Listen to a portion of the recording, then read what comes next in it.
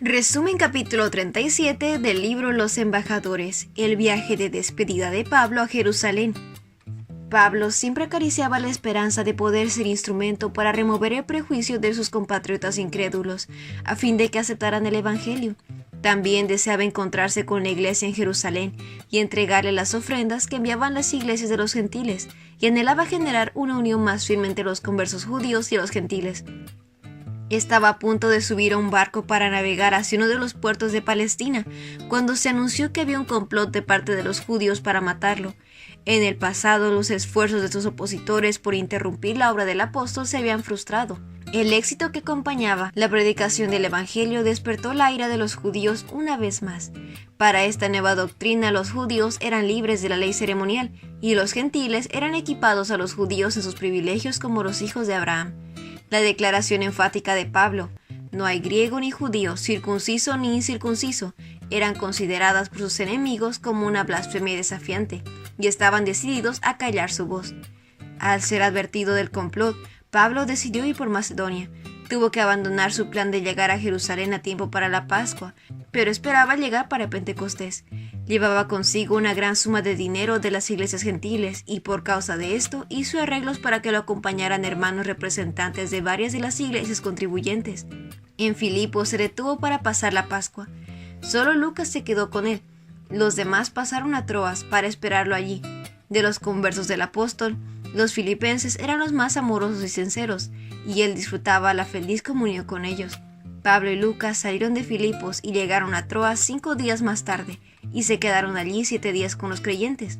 En la última tarde los hermanos se reunieron para compartir el pan. El hecho de que su amado maestro estuviese por partir había reunido un grupo más grande de lo habitual. Se reunieron en el salón de un tercer piso. Allí, con el fervor de su cuidado por ellos, el apóstol predicó hasta la medianoche. En una de las ventanas abiertas se había sentado un joven llamado Eutico, que se quedó dormido y cayó al patio. El joven fue encontrado muerto y muchos se reunieron alrededor de él con llanto y lamentos, pero Pablo elevó una oración sincera y fervorosa para que Dios le restaurara la vida. Por encima del sonido de los lamentos se escuchó la voz del apóstol: «No se alarmen, está vivo». Con gozo los creyentes nuevamente se reunieron en el piso superior, participaron de la comunión y luego Pablo siguió hablando hasta el amanecer y entonces se fue. El barco estaba a punto de partir y los hermanos se apresuraron para llegar a bordo. Sin embargo, el apóstol eligió tomar una ruta más directa, por tierra, para encontrar a sus compañeros en Asón. Las dificultades vinculadas con su visita a Jerusalén, la actitud de la iglesia hacia él y los intereses de la obra del Evangelio en otros lugares eran temas de ansioso pensamiento, y aprovechó esta oportunidad especial para buscar a Dios en fin de encontrar fortaleza y dirección. Mientras los viajeros navegaban al sur desde Asón, pasaron por Éfeso. Pablo había deseado visitar la iglesia allí, pero decidió avanzar, pues deseaba llegar a Jerusalén para el Pentecostés. Sin embargo, en Mileto, a unos 50 kilómetros de Éfeso, se enteró que existía la posibilidad de comunicarse con la iglesia antes de que el barco zarpara.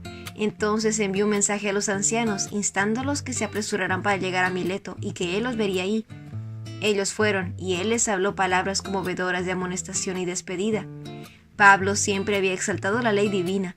Había mostrado a los que estaban obrando mal de que debían arrepentirse y humillarse a sí mismos ante Cristo y ejercer la fe en la sangre de Cristo. Y ahora Pablo continuó: tengan en cuenta que voy a Jerusalén obligado por el Espíritu, sin saber lo que allí me espera. Lo único que sé es que en todas las ciudades el Espíritu Santo me asegura que me esperan prisiones y sufrimientos. Yo sé que ninguno de ustedes, entre quienes he andado predicando el reino de Dios, volverá a verme. Mientras estaba hablando, el espíritu de la inspiración vino sobre él, confirmando sus temores de que esta sería su última reunión con ellos. Sin vacilar, les proclamó todo el propósito de Dios. Cuídense a sí mismos y cuiden al pueblo de Dios.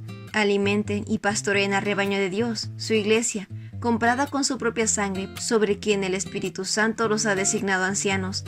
Los pastores están tratando con lo que ha sido comprado con la sangre de Cristo, y esto da un profundo sentido a la importancia de su obra. Sé que después de mi partida entrarán en medio de ustedes lobos feroces, que procuran acabar con el rebaño. Aún de entre ustedes mismos se levantarán algunos que enseñarán falsedades para arrasar a los discípulos que los sigan.